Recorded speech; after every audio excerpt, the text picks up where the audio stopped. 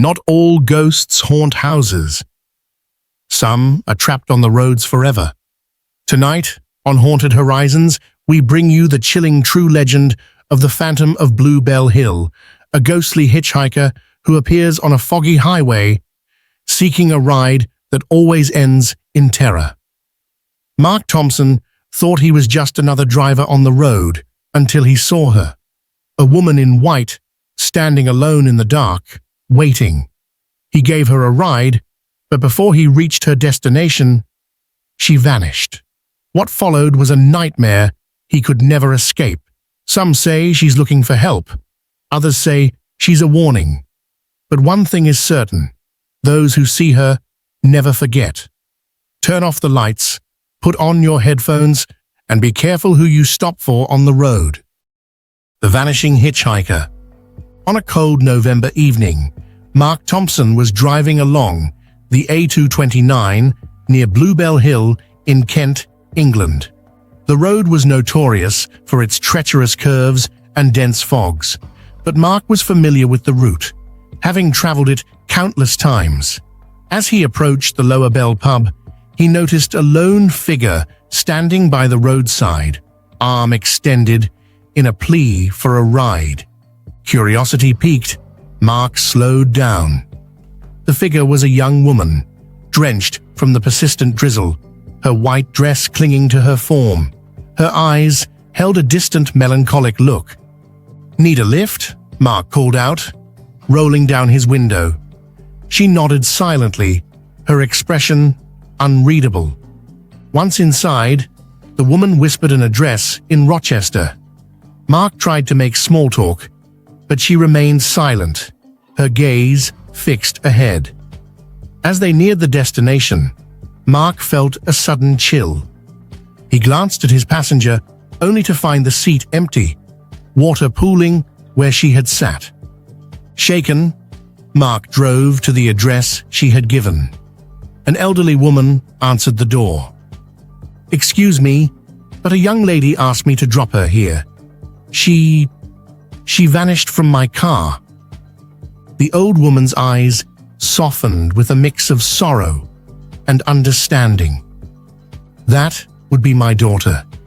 She died in a car accident on Bluebell Hill decades ago." Mark's blood ran cold. He had encountered the legendary Phantom Hitchhiker of Bluebell Hill, the haunting of Bluebell Hill.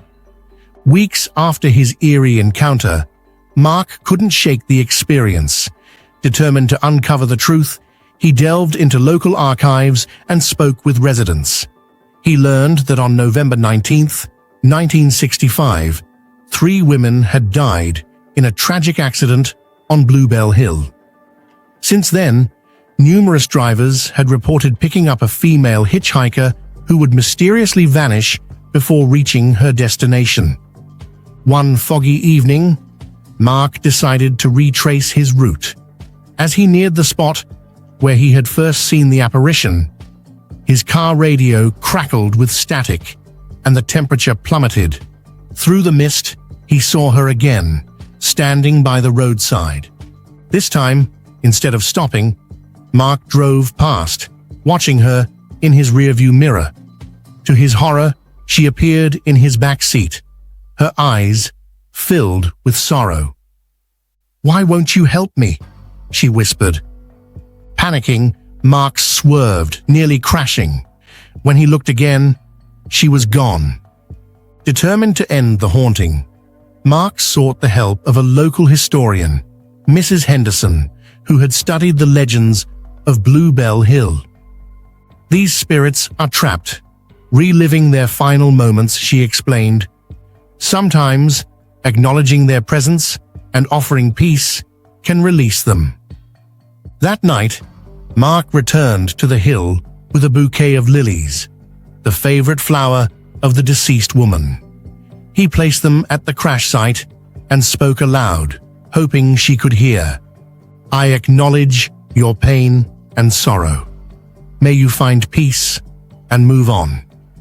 As he spoke, a gentle breeze carried away the fog, and for a brief moment, Mark felt a warm presence beside him. The final farewell. Months passed, and the sightings of the phantom hitchhiker dwindled. Mark felt a sense of closure, believing he had helped the restless spirit find peace. One evening, as he drove along the A229, he noticed a car pulled over with its hazard lights flashing. A man stood beside it, looking distressed. "Need help?" Mark asked, pulling over. The man nodded. "I picked up a hitchhiker, a young woman in a white dress. She asked for a ride to Rochester, but vanished from my car." Mark's heart sank. Despite his efforts, the haunting continued. Determined to find a permanent solution, Mark consulted with a local priest, Father O'Leary. "Sometimes spirits linger due to unresolved issues or guilt," the priest explained. "A proper blessing at the site might help." Together they returned to Bluebell Hill. Father O'Leary performed a blessing, sprinkling holy water and reciting prayers. As they concluded, a soft glow appeared before them, taking the form of the young woman. "Thank you," she whispered, a tear rolling down her cheek. "I can move on now." With that, she faded into the night, leaving behind a sense of serenity. From that day forward, the phantom hitchhiker of Bluebell Hill was never seen again. Mark Thompson couldn't escape the ghostly encounter that had shaken him to his core. Every time he closed his eyes, he saw her, the drenched woman in white, her sorrowful eyes staring at him through the rearview mirror. He tried to convince himself it had been a hallucination, a trick of his tired mind. But deep down, he knew the truth. She was real. Determined to understand what had happened, Mark buried himself in research. The more he read, the more terrified he became. Bluebell Hill wasn't just a haunted road, it was one of the most infamous ghost sites in the country. Drivers had reported spectral figures appearing in their cars, strange voices whispering their names, and even unseen hands gripping their steering wheels. One report, in particular, stood out. A man named Daniel Wicks had picked up a young woman in the exact same spot back in 1974. She had given him an address in Rochester, but before they reached the destination, she had vanished, just like Mark's encounter. When Daniel had knocked on the door of the given address, he was met with an elderly woman who broke down in tears. The girl he had described had been her daughter, who had died in a car crash years earlier. The details were eerily similar to Mark's own experience. But that wasn't the most disturbing part. Daniel Wicks had disappeared just a few months later. No one knew what had happened to him. His car was found abandoned near Bluebell Hill, the keys still in the ignition. The driver's side door was wide open, as if he had stepped out willingly into the night. His body was never found. Mark felt a cold sweat creeping down his spine.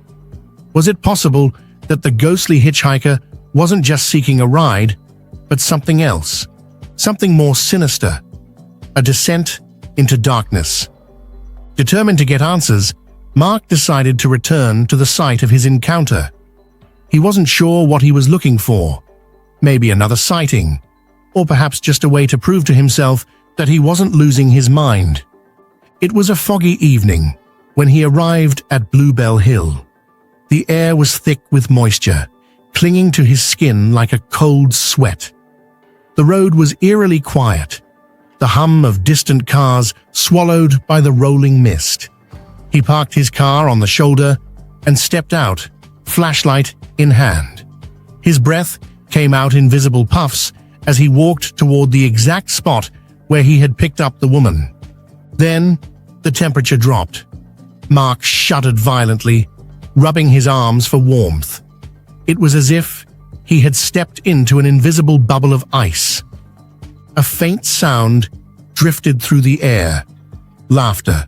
soft, distant, and undeniably female. Mark spun around, heart pounding. "Hello?" No answer.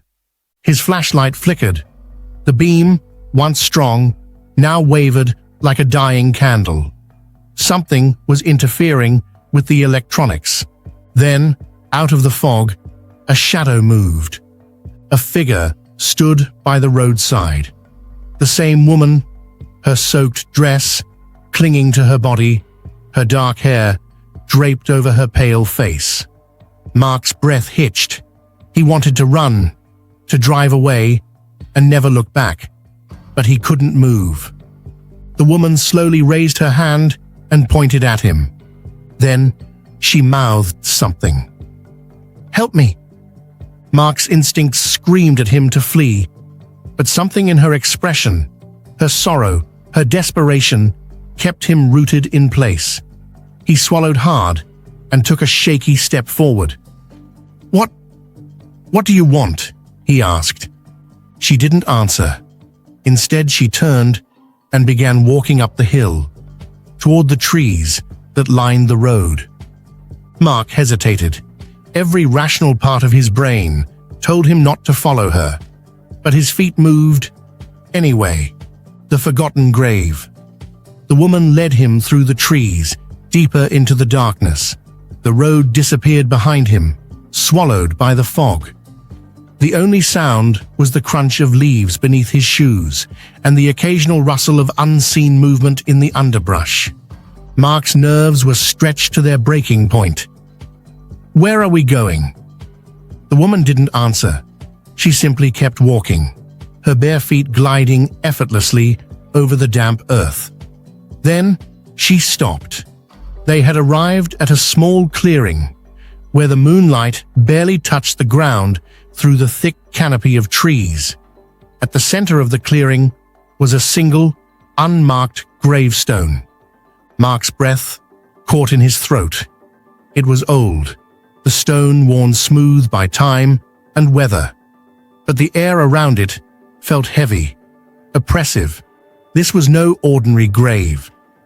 The woman turned to face him, her eyes hollow and filled with sorrow. She lifted her hand and pointed to the grave. Mark stepped closer, his flashlight beam illuminating the stone. Then he saw it. His own name was carved into the rock.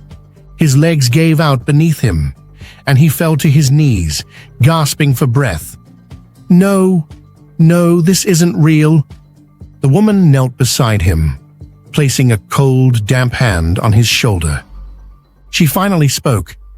"He won't let me leave, and now neither will you." A wave of suffocating darkness crashed over Mark, and the last thing he heard before losing consciousness was the sound of distant, ghostly laughter. The final encounter. Mark awoke with a jolt, his body trembling from the icy grip of fear. His surroundings had changed. The thick fog had dissipated, revealing an eerie silence that settled over the forest. The gravestone with his name on it remained, standing like a grim omen of his fate. He turned, expecting to see the woman in white, but she was gone. In her place, a far more terrifying presence loomed. A shadow. It was tall, its form stretching unnaturally against the dim moonlight. No eyes, no features, just a void in the shape of a man. The air grew thick with the scent of decay, and the distant sound of wailing filled the silence. Mark tried to move, but his body felt frozen in place. The shadow drifted toward him, whispering in a voice that seemed to come from everywhere at once. "You were never meant to leave." His heartbeat pounded in his ears. Desperation took hold as he clawed at the ground, scrambling to his feet. The darkness pressed in around him, tendrils of shadow creeping toward his limbs. Then, a sudden whisper, not from the entity, but from behind him. "Run!" The voice belonged to the woman in white.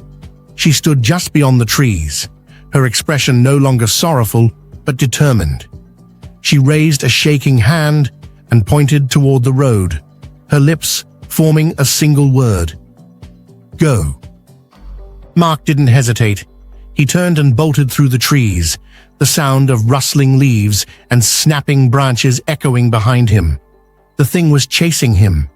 He could feel it closing in, the temperature plummeting with every step. As he broke free from the woods, the headlights of a passing car illuminated the road. Mark stumbled forward, waving his arms frantically. The car screeched to a halt, and the driver, a middle-aged man with wide, fearful eyes, jumped out. "Are you all right?" he shouted. Mark turned back. The forest was still.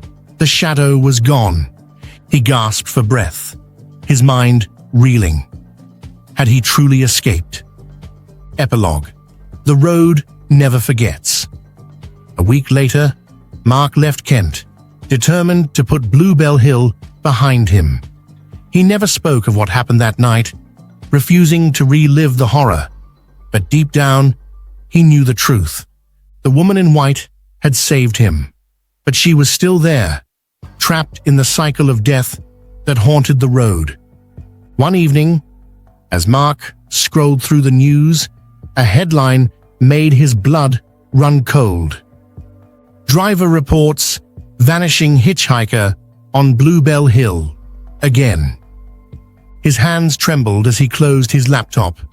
The hauntings hadn't stopped. They never would. Because some roads are cursed, and some spirits never find their way home. The end.